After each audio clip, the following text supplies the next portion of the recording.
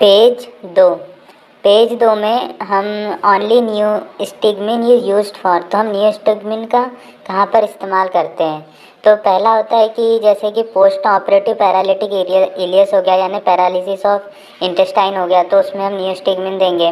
Post operative urinary retention हो गया, तो उसमें हम नियोस्टिग्मिन देंगे। और यदि बाबा ने यदि गैस पास करी, मतलब इंटेस्टाइन ने काम करना चालू कर दिया। अब हम पढ़ने जा रहे हैं इरिवर्सिबल एसिटाइलकोलिन एस्टरेज इनहिबिटर्स, है ना। तो इरिवर्सिबली यदि एसिटाइलकोलिन एस्टरेज को ब्लॉक करेंगी ये ड्रग्स, तो जिसके कारण एसिटाइलकोलिन बढ़ जाएगा। इसके अंतर्गत आती है ऑर्गेनोफॉस्फेट, तो उसके अंदर आता है मालाथियन, पाराथियन, टाबुन, सारिन एंड DFP। फिर दूसरा आता है कार्बामेट, तो उसके अंतर्गत आते हैं कार्बारिल एंड प्रोपेक्सर। अब एड्रीन एक ऑर्गेनोक्लोरीन है।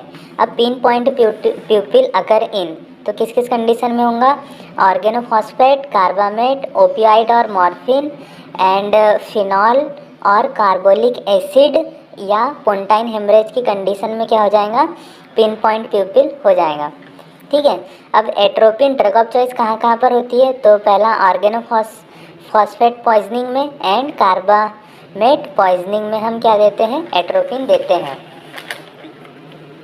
एसिटाइल कोलिन एस्टरेज को रिएक्टिव करते हैं, किसके द्वारा करते हैं, ऑक्जिम के द्वारा। उसके अंतर्गत दो आती है, PAM और DAM। PAM का फुल फॉर्म होता है प्रोलिडॉक्सिम, जो कि पेरिफेरली एक्टिंग होता है, और DM का फुल फॉर्म होता है डाई एसिटाइल मोनोक्सिम, जो कि CNS प्लस पेरिफेरल दोनों पे एक्ट करता है।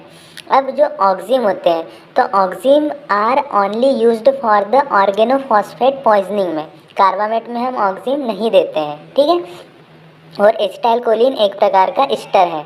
अब देखिए, जो M1 ब्लॉकर होते हैं use to treat peptic ulcer disease, ठीक है, तो इसके अंतर्गत आते हैं पिरेंजेपिन एंड टिलेंजेपिन।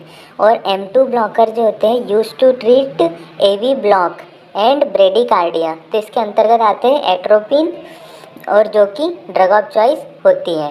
ठीक है। M2 blocker use to treat AV block and bradycardia, तो उसमें ड्रग ऑफ चॉइस होती है एट्रोपिन। ओके।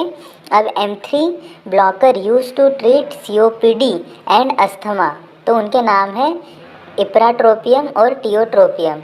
अब एंटीकोलिनर्जिक ड्रग जैसे कि M3 ब्लॉकर का इस्तेमाल हम ओवर एक्टिव ब्लैडर को ठीक करने के लिए करते हैं। इसके अंतर्गत ड्रग आती है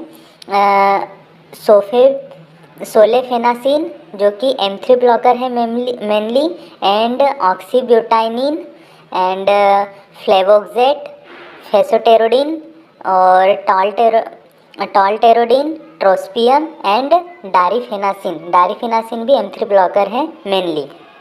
M3 ब्लॉकर ग्लैंड के सिक्रीशन को कम करने के लिए तथा प्री एनेस्थेटिक के रूप में इस्तेमाल करते हैं, जिसमें आते हैं ग्लाइकोपायरोलेट और एट्रोपिन। ग्लाइकोपायरोलेट जो रहता है वो not cross blood brain barrier, और एट्रोपिन क्रॉस कर देती है ब्लड ब्रेन बैरियर।